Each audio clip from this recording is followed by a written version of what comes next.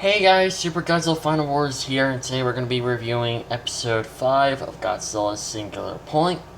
So without further ado, let's get started. So we opened up to this episode with Chopper searching for the survivors, or the boat that we saw within episode 4 and 3 of the series.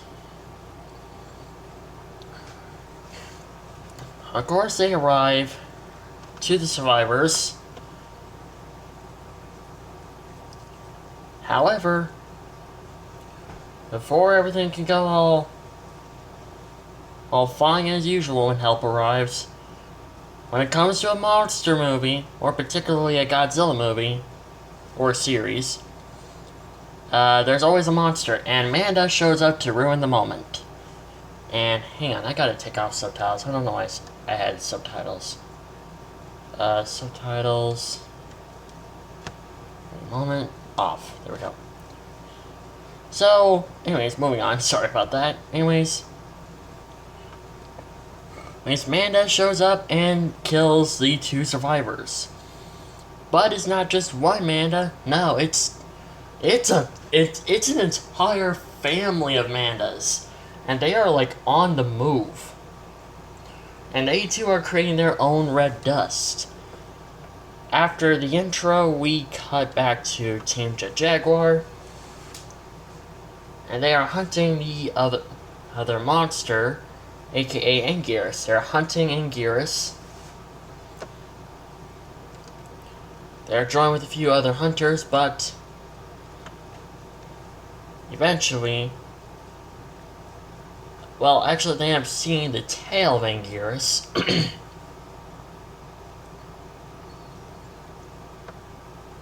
And one of our main characters stupidly decides to run towards the danger.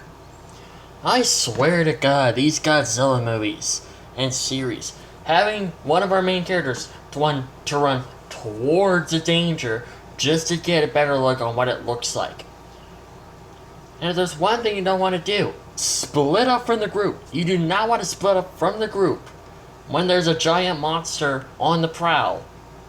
Especially if it's a carnivorous monster. I mean, heck, Anguirus probably ate 3 rodents and a guy with a freaking gun. And possibly something else, because I'm pretty sure Anguirus ate something like rather a bear, or a buffalo, or a lost cow, or even a lost horse. Anyways, we got back to our other main character, and she's basically having a conversation about the whole singular point thing with our other main character. But besides that, I'm going to get on to the other part of the news. And that is the creepy scientist guy, or the creepy guy, I was going to call him. Creepy guy. Good lord. Anyways, they go down and apparently encounter their own red dust. But it's not being created by Rodent or the Amandas. No. Unfortunately, it's created by something else. And that something else is the monster that is heading towards them right now.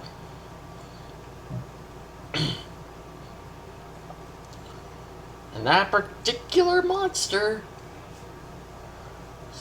has been seen in Godzilla's Revenge.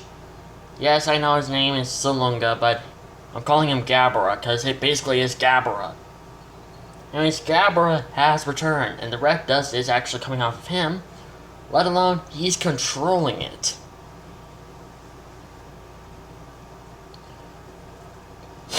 And he starts climbing like a mother frickin' baboon on steroids.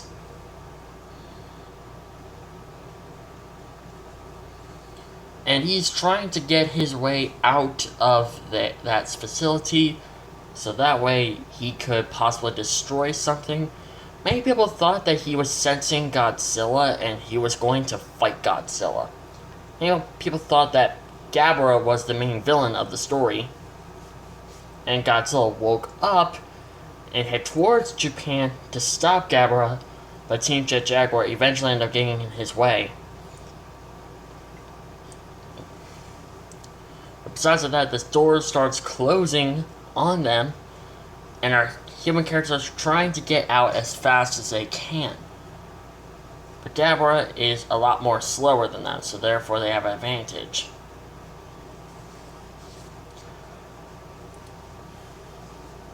The door closes and Gabra is still trapped in there.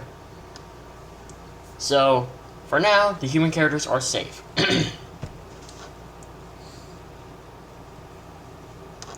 Back with Team Jaguar.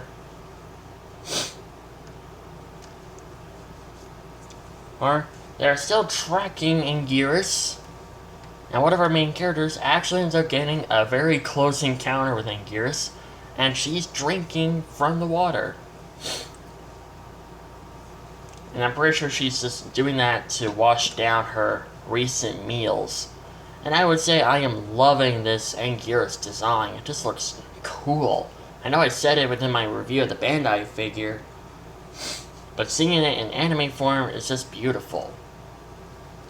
Unfortunately, our main character happens to step on a stick, which alerts Anguirus.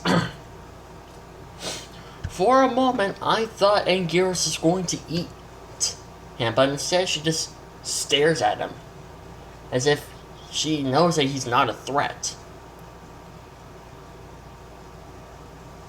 And many people thought that Anguirus was going to be a good monster to help them to stop Godzilla, and then in return, the human characters leave her alone, and she leaves humans alone. Or as long as she can live in peace. And I'm pretty sure many people have been assuming that the Anguirus was in war with the Godzilla species. And eventually her kind ends up losing, and she becomes the last survivor. But Godzilla also ends up becoming the last survivor, but besides that, that's not really the point. I'm loving how they're giving most of the monsters dinosaur sound effects as well. It actually kind of fits them because most of the monsters are based on dinosaurs. However, unlike all the other Anguiruses who have no special powers, this Anguirus has a special power. I wish I could show it, but I don't want to get copyright. So, I mentioned it within my review, but she ends up glowing her entire back. She doesn't breathe any fire or atomic breath or anything. But she ends up glowing her back to make her armor stronger. And the bullet just bounces off of her when the hunter shot Anguirus. And when our human character looks back at Anguirus, she instantly vanished, as if she was never there in the first place.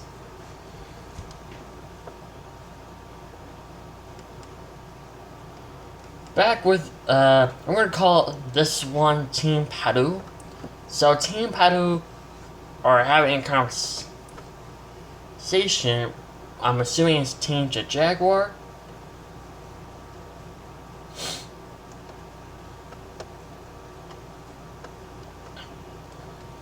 And eventually we end up meeting two new main characters. Jesus Christ, how many freaking human characters are going to be introduced to this series? Holy crap.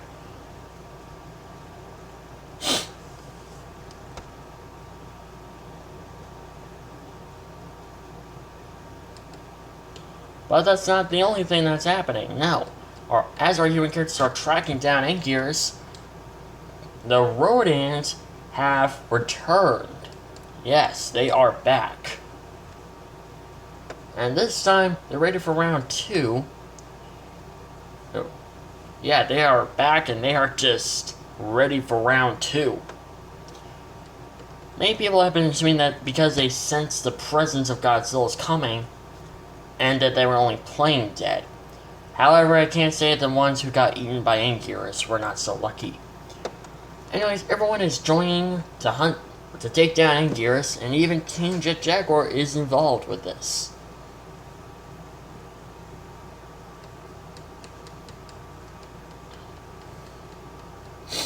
And not just that, our human characters were managed to get Jaguar prepared.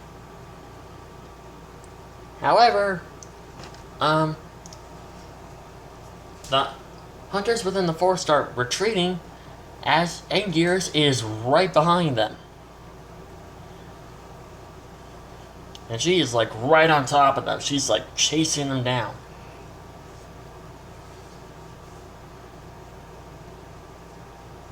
And now the way she runs, it sounds like a freaking train track or something.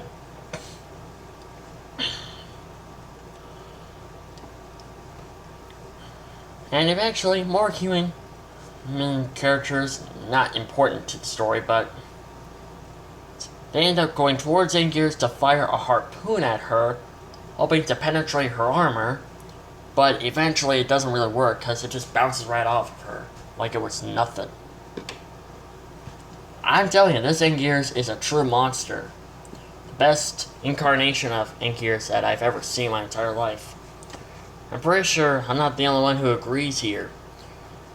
But as our main protagonist in this episode is about to have more humans on a stick, Jaguar arrives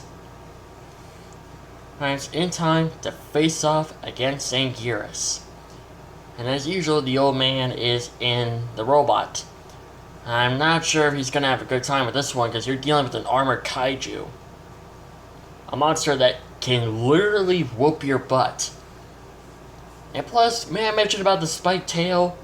Like I said, you're dealing with a monster that is covered in armor. And that was Godzilla Singular Point Episode 5. So stay tuned for my next review, which will be Episode 6. So I hope you guys like this video. Like, comment, subscribe. Don't forget to have Gorgeous Excellence. And I'll see you in the next video. Bye-bye.